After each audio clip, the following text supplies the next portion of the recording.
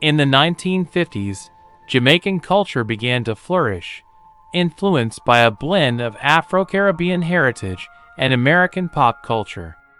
This era saw the rise of pinup swimwear models who embodied confidence, beauty, and a carefree spirit.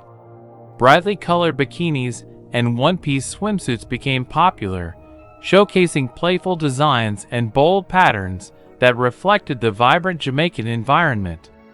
The Jamaican models were tantalizingly beautiful and fresh-faced looking, capturing the island's essence with their stunning looks and charm. They often posed on the stunning beaches poolsides of Jamaica and worldwide magazine covers, helping to popularize the island as a vacation destination.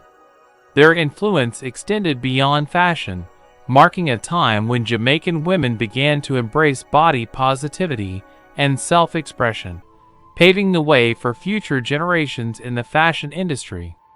The 1950s remain a celebrated time in Jamaican history, where swimwear was not just apparel, but a symbol of freedom and cultural identity.